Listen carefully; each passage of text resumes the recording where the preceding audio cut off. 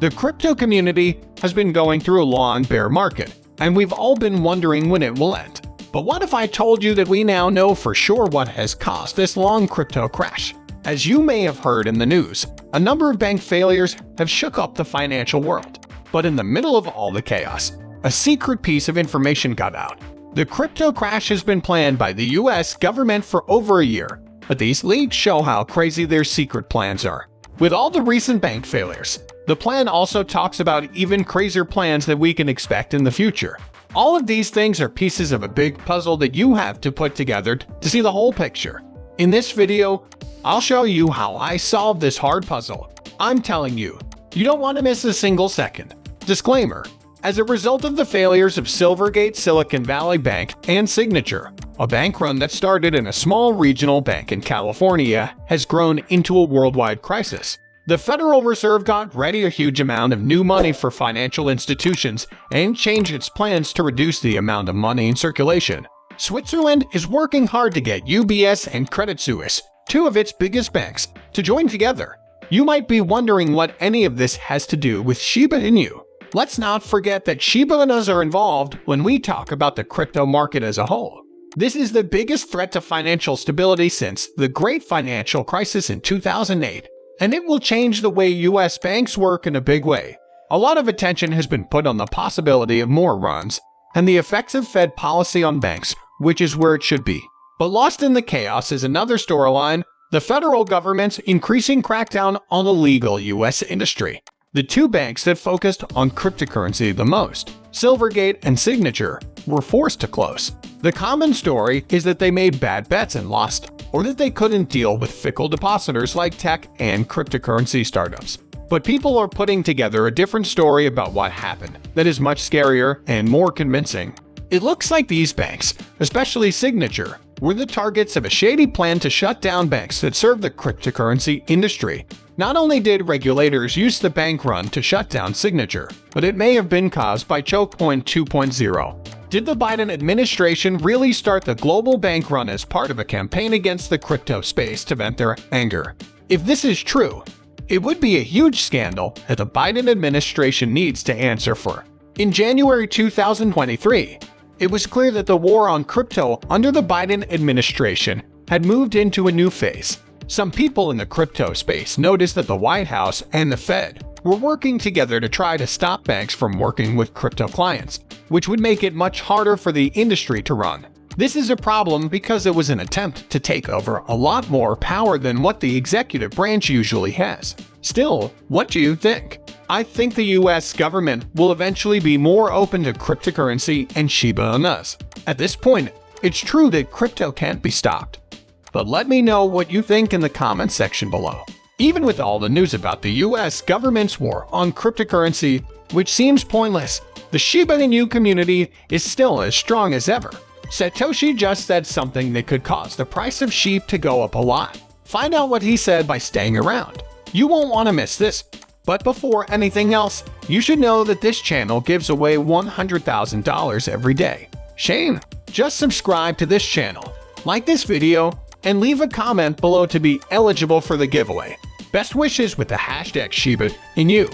Satoshi Kusama, who is in charge of developing Shiba Inu, says that 500 people have said they want to be validators for the project's upcoming Layer 2 network, Shibarium. A screenshot shows that most validators already been told they can use Shiba Inu Shibarium testnet beta. Kusama also said that most validators will be able to use the network before anyone else, so they can figure out if being a validator is right for them. Some applicants, however, did not get the message. Kusama says that this happened because of a mistake in the tagging.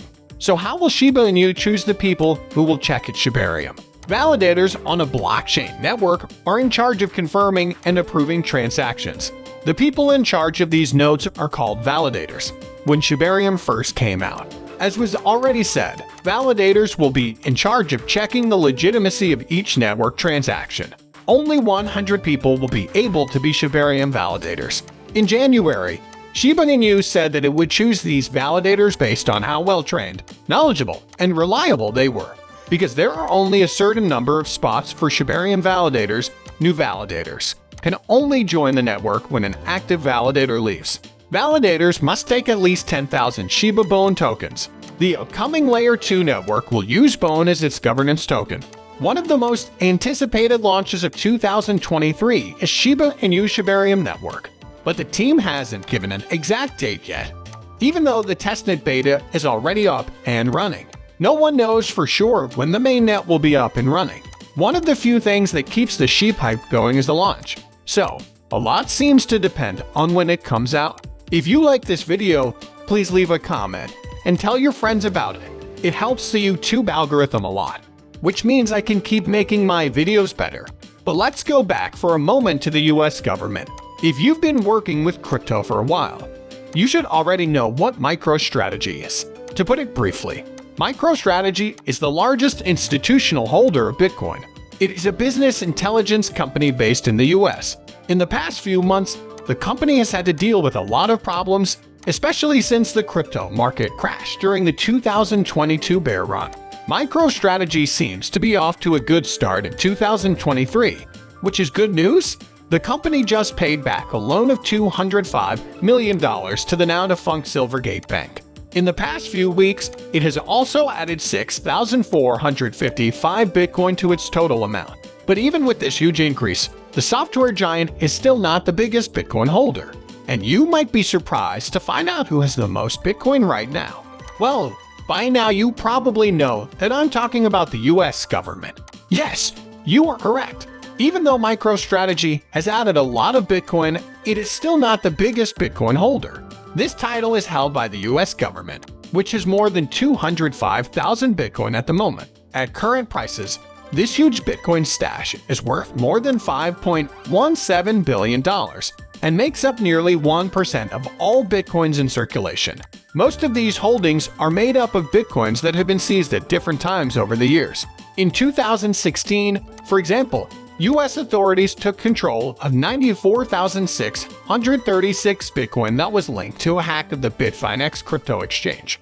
This was the largest Bitcoin seizure to date, and the coins that were taken were worth about $4 billion at the time. A few years later, U.S. authorities took nearly 70,000 Bitcoin from a criminal who only went by the name Individual X. The money was part of a Silk Road scam that Individual X agreed to give up in another case that also involved the Silk Road. The U.S. government took 50,000 Bitcoin from a man named James Shong, who got them illegally from a marketplace on the dark web. The U.S. government would have a lot more Bitcoin than it does now, but over the years, the government has sold or auctioned off a lot of Bitcoin. Tim Draper, a well-known Bitcoin supporter, bought almost 30,000 Bitcoin in one of these auctions in 2014. More recently, in March of this year, U.S. authorities almost 10,000 Bitcoin to a wallet owned by Coinbase, likely to be sold on the open market.